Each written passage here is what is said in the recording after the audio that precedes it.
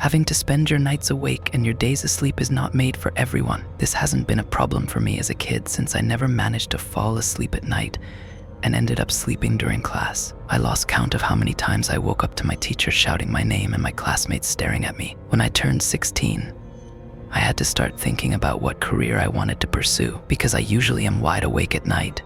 I figured I could become a security guard who works the night shift. I look intimidating as I am tall and often go to the gym, so my sole appearance would tell people not to try and mess with me, although in fact, I'm not as tough and strong as I look. That being said, it appears my experience in the field has led me to quite a unique job opportunity. My boss approached me and asked if I was interested in guarding a hospital for 3 days. He mentioned the job would pay exceptionally well compared to my previous jobs, as it requires experience and a trustworthy person. The opportunity of working in a hospital has not yet been offered to me during my time working here, and it seemed like quite the challenge. If I managed to fulfill the job as expected, it might also result in a salary increase. I accepted the offer wholeheartedly, as declining would be foolish. I remember my boss looking relieved upon hearing my response. Supposedly, he struggled to find any other security guards willing to take on the job. "You will start next week on Thursday.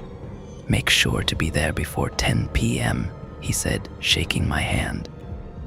I shook his hand with a huge smile on my face, ecstatic to get started. "You bet, sir." In the days leading up to the assignment, I guarded a few uneventful shifts at various places, such as a university and a McDonald's. I was happy, however, when the day of the unique opportunity arrived. Not wanting to be late, I drove to the hospital around 8 p.m. It's only a 30-minute ride, but you never know what might happen. I also figured getting to know the place wasn't such a bad idea. I mean, how am I supposed to guard a building I don't know the layout of? I didn't want to screw this up, as it pays me 3x what I usually make. It was surprisingly busy on the road, which led me to arrive at the hospital around 8:40 p.m. I got out of my car and made my way to the front door. The building seemed medieval, as it was made from bricks and had this Romanesque charm. The building wasn't big, in fact. It's rather small. From the outside, it seemed the building has 3 floors with short hallways. I pushed the front door open and greeted the lady at the counter. Her smile radiated a welcoming, soothing feeling, easing me of any nerves in an instant. "Hello, I believe I was hired for the night shift at this hospital. I'm a bit early though. I was supposed to start 10 p.m. "What's your name, darling?" she asked, maintaining her inviting smile. "I'm Jake," I replied confidently. She started typing on the PC in front of her, seemingly checking whether I was speaking the truth. I mean, you never can be too sure some crazy people would pretend to be a night shift security guard. "Is your boss Michael?" "Yes, ma, am." "All right. One of the other security guards will be here shortly to explain the procedures. Would you like a cup of coffee in the meantime?" "I would love a cup of coffee." "Could it be black?" I asked with a grateful face. She chuckled and left to get me my coffee. A few minutes later, she returned with a cup of coffee. It tasted amazing, unlike I've tasted before. Everything seemed to fall right in line, because a security guard approached me right as I finished my coffee. The security guard looked at me with skeptical eyes, judging my appearance before saying, "You must be the security guard, huh?" I didn't expect someone so young to show up for the job, but that doesn't matter if you do as I say. I got out of my chair and held out my hand to shake his hand. "Nice to meet you, sir. I assume you will be showing me around," I asked confidently. I was always taught that it's important to look confident even though you might not feel confident, as it leaves a positive impression on the people you work for. However, the security guard in front of me, 6'7" and quite the physique, made it difficult for me to not feel intimidated. "Follow me," he ordered. I followed him, and we made our way to the security room. He proceeded to show me how the cameras operate and gave me a tour around the building. He told me some basic security rules which I've heard too many times. Oh, there's one last thing he mentioned as he was leaving. "You see that paper on the desk? Read it. It contains a list of rules that you must follow. If you don't, we'll know.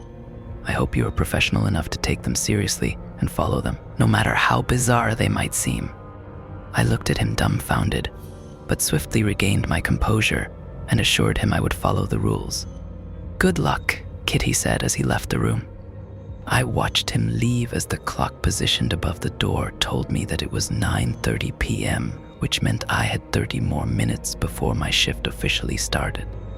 The paper stated a total of 7 rules. Rule 1, your shift will begin at 10 p.m.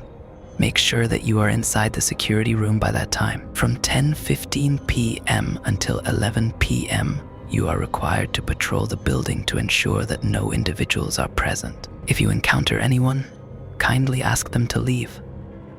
Rule 2, somewhere between 11 p.m. to 3 a.m., a young woman could appear, knocking on the front door, asking to see her husband. Ignore her completely and pretend she isn't there until she goes away. Rule 3, ensure that the lights inside the intensive care unit remain on throughout your shift. If they happen to turn off, make your way over there and turn them back on. If you hear screaming while the lights are off, run towards the nearest bathroom and stay there until the screaming stops. Then proceed to turn the lights on.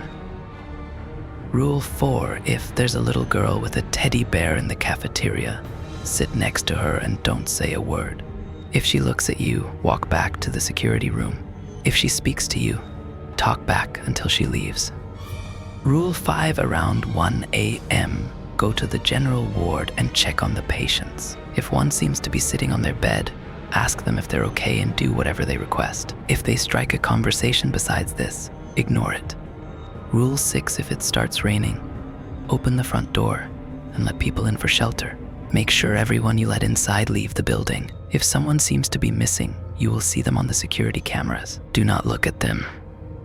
Rule 7, if the security cameras were to turn off anytime throughout the night, hide and pray for your life they won't find you.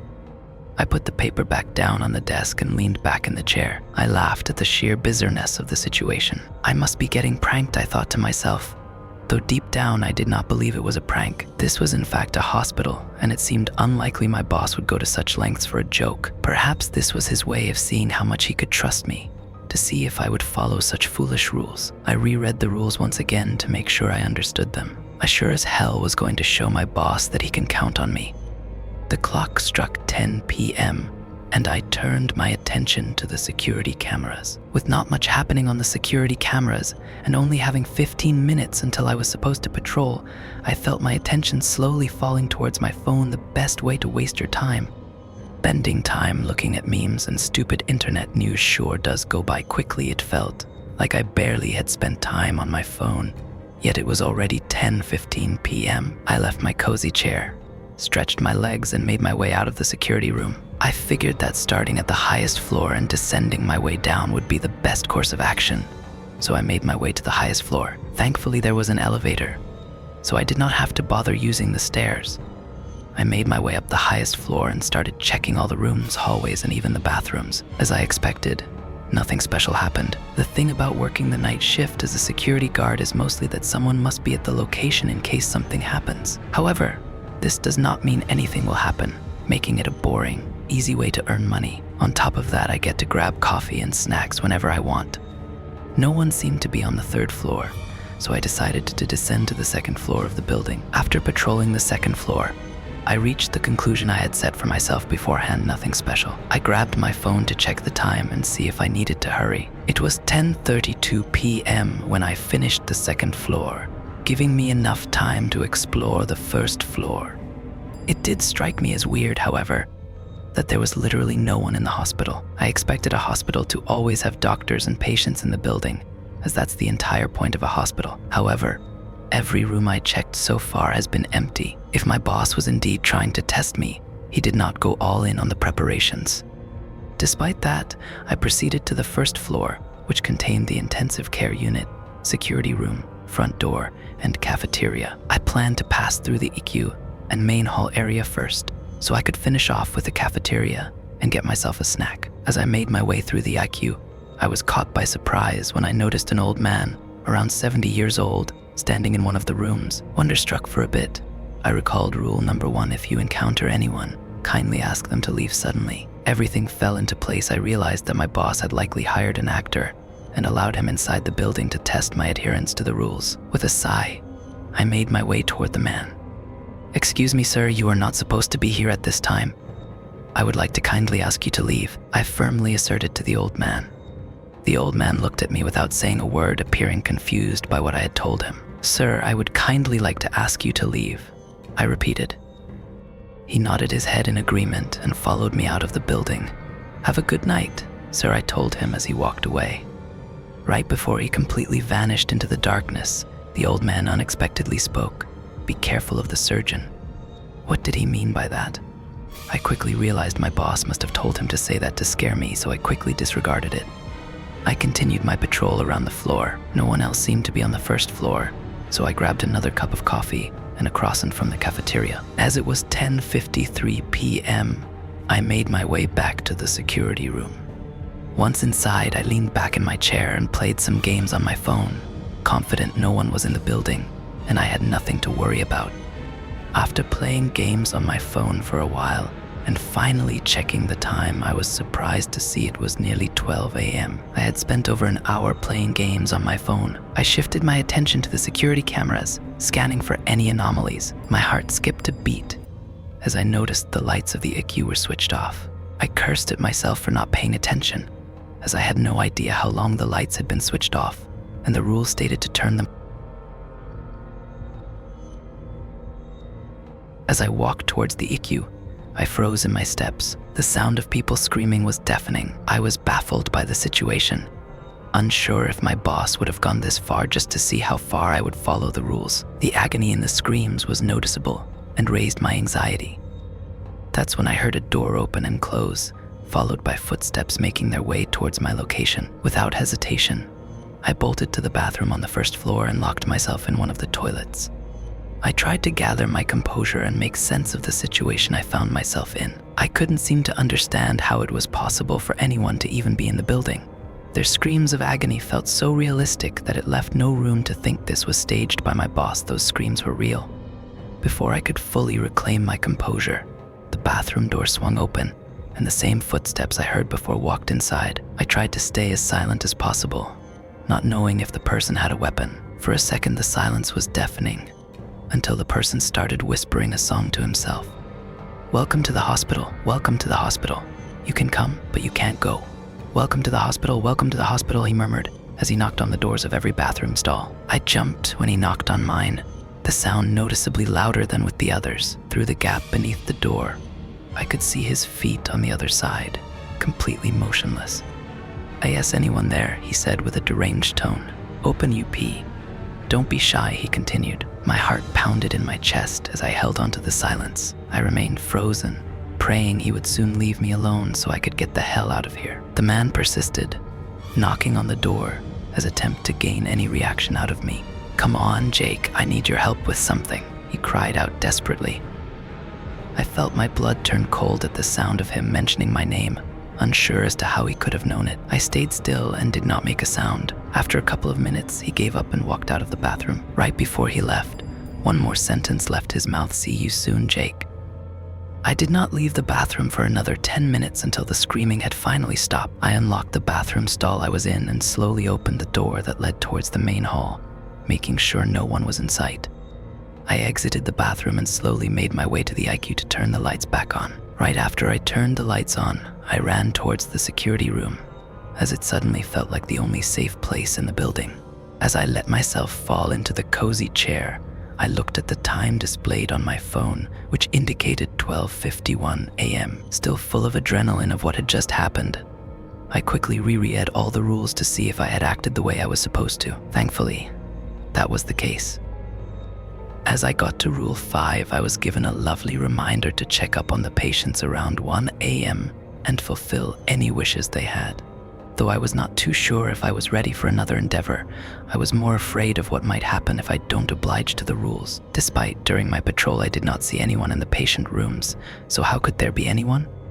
I made my way up the stairs, this time reluctant to use the elevator, feeling like it might stop working. Besides, it's only one floor, so I might as well use the stairs. As I stepped on the second floor, my heartbeat started increasing slightly, as I did not know to expect. As I made my way to the patients, I started to hear excessive coughing from one of the rooms. I decided to go past the rooms one by one, to make sure I did not skip any of them.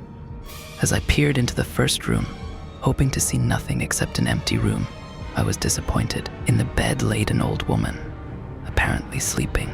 She had 2 tubes inside her nostrils and a needle in her arm. This is when I realized I hate the sight of people in these conditions. In every room were patients who seemed either extremely sick or extremely wounded. Whilst making my way throughout the hallway, the coughing sound became louder as I slowly made my way towards the source. Of course, it was in the last room.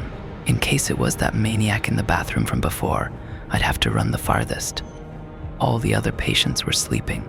As I made my way to the last and final room, I took a deep breath before walking in. Despite my nervousness, I stepped into the doorway and looked at the man. The man was sitting on the bed, elbow in front of his mouth and coughing like he had been the past few minutes. When he noticed me, he tried to speak. Wa-T-E-R, he muttered, trying to stop his coughing. For a second, I was caught off guard. This guy seemed to be an actual patient. I even felt pity for him. I couldn't imagine what it'd be like for him.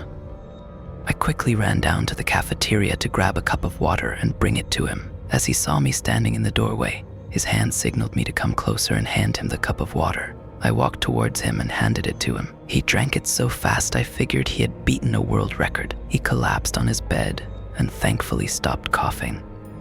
"Thank you," he exclaimed. "No problem, man. You seemed like you needed it," I replied. After a minute of sitting in the silence with the man, I figured it was time for me to leave the room as I did what he asked. Besides, he didn't seem to be much of a chatter. He was just happy to have had his water. As I made my way to the door and wanted to grab the handle, he spoke. "Where are you going?"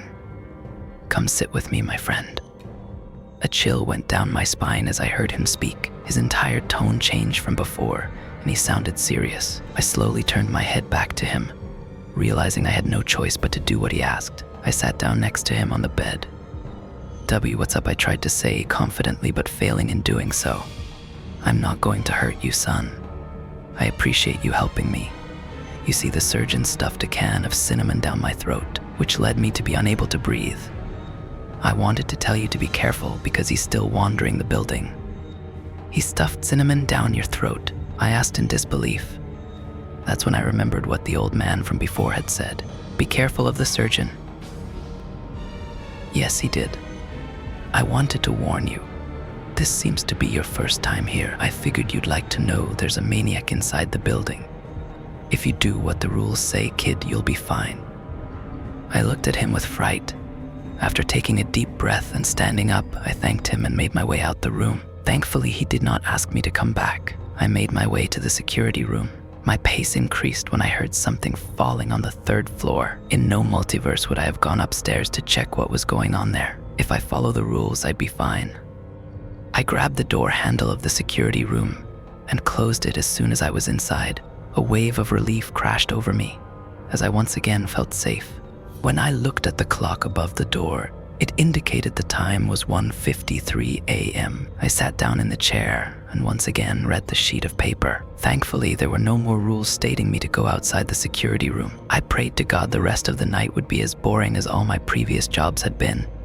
I felt relieved knowing my shift ended at 6 a.m., which meant I only had 4 hours left to go. I could tell the events that occurred this eventful night had taken a toll on my energy, as I felt quite exhausted. While staring at the security cameras, I felt my eyelids slowly closing and my mind drifting away. I fell asleep in the chair, completely forgetting about where I even was to begin with. I woke up around 2:45 a.m. and gave my body and mind some time to adjust to reality, as I had no clue where I was when I woke up. After a short while, I came back to my senses when I realized I was in the middle of a night shift. Awake, though still feeling the effects of waking up, I made my way to the cafeteria to grab myself a cup of coffee. I figured it'd help me stay awake for the rest of the night. I walked into the empty cafeteria and made my way to the coffee machine. I watched the coffee pour into my cup, entertained by the sight of it. As I turned around to go back to the security room, I jumped and spilled the coffee all over my suit. Although no one was in the cafeteria when I walked in, there now was a little girl sitting at one of the tables. Unsure of what the rules exactly said about this occurrence, I tried my best to remember the rules. My train of thought was interrupted once I noticed the little girl had turned around and was now staring at me. She had a small white skirt and a pink t-shirt and blonde, curly hair going just as far as her shoulders. In her hand, she held a teddy bear with buttons as eyes, except one of the eyes was hanging on by a thread.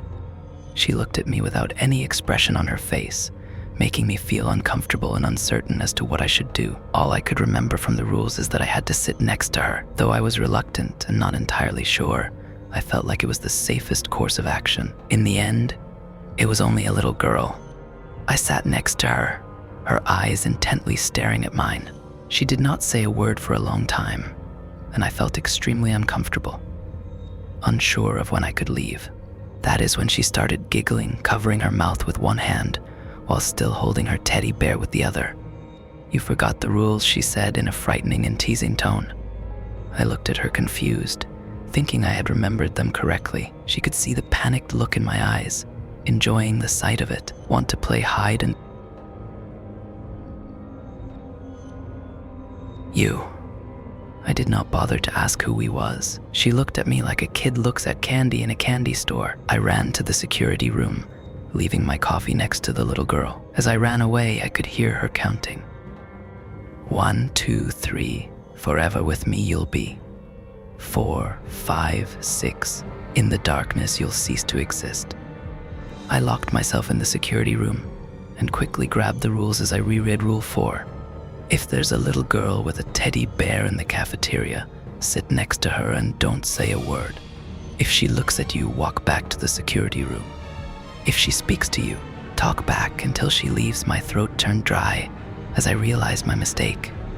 As I realized I had broken one of the rules, I remembered her mentioning hide and seek. That's when suddenly all the security cameras turned off. Rule 7, if the security cameras were to turn off any time throughout the night, hide and pray for your life, they won't find you.